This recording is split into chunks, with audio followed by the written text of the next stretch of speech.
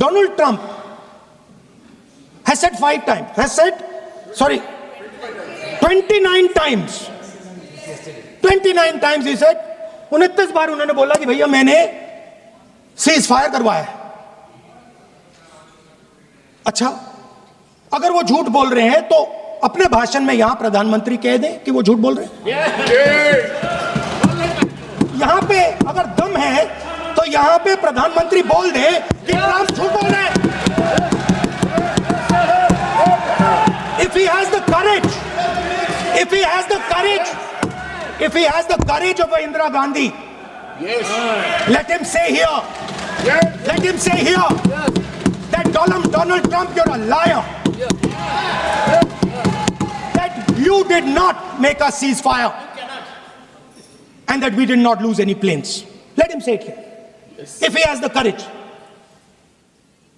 50% भी है इंदिरा गांधी का तो यहां बोल दे. 50% होगा तो बोल देगा, बोल देंगे. सॉरी सर, एक साइड से 7th फ्लीट आ रही है, बोल दीजिए सर. सर मजा आ रहा है. ऐसा नहीं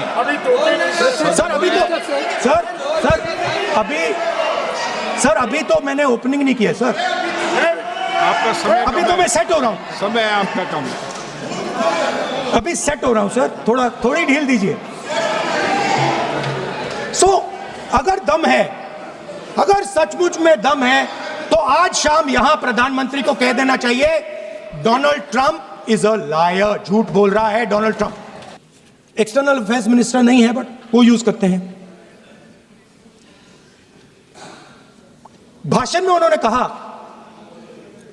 कि सारे के सारे देशों ने टेररिज्म को कंडेम किया है. Absolutely 100% correct. मगर उन्होंने यह नहीं बताया कि पहलगाम के बाद एक भी देश ने पाकिस्तान को नहीं कंडेम किया है.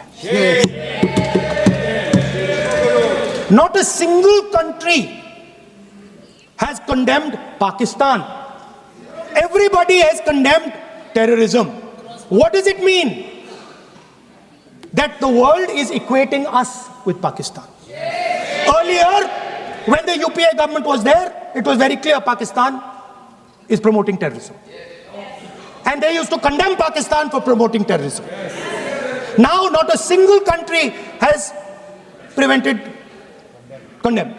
Achha, very interesting, another fact. I mean, sometimes this external affairs minister amazes me. मैं चौंक जाता हूं मैं.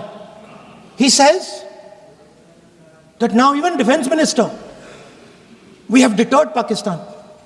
Achha, you have deterred Pakistan? Fine.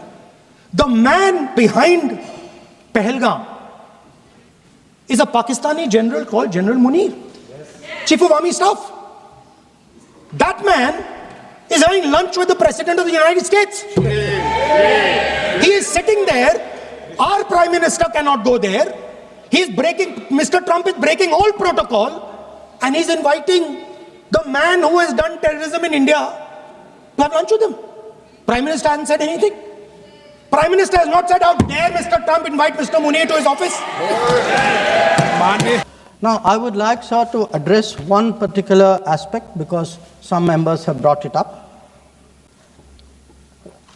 And this is regarding the US activity during this period.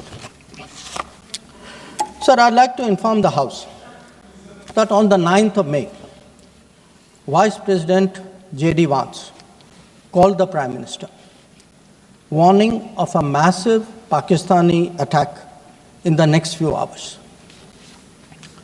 Prime Minister, in his response, made it very clear that if such an attack happens, it would meet with an appropriate response from our side.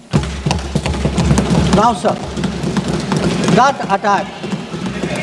attack took place and was foiled by our armed forces, and I think the House should collectively appreciate the performance of the armed forces in foiling what was a massive attack on the 9th and 10th of May. Now, our response, which the Prime Minister promised, was delivered. And it was delivered with devastating effect. I don't have to say anything. Every member has seen satellite pictures of Pakistani airfields. You can see from the state of those airfields, which shown by the pictures, what was our answer. Now, on the 10th of May, we received phone calls sharing the impression of other countries that Pakistan was ready to cease the fighting. Our position was, if Pakistan was ready, we needed to get this as a request from the Pakistani side through the DGMO channel. That is exactly how that request came. Now, I want to make two things very clear, sir. One, at no stage in any conversation with the United States was there any linkage with trade and what was going on.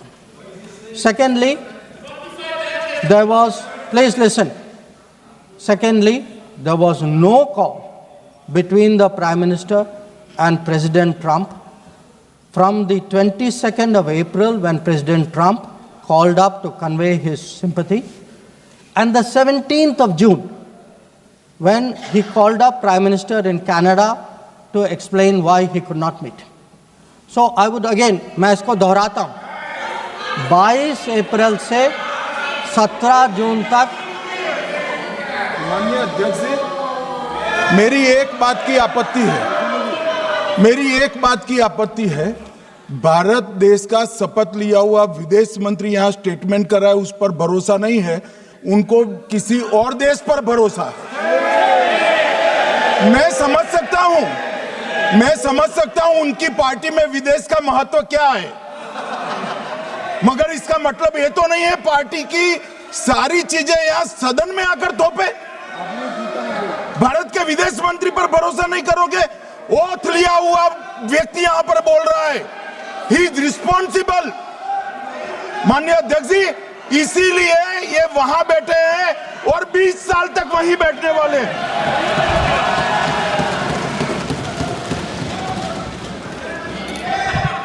Honorable Speaker, sir, in the course of the debate today, some points were made by members of the opposition.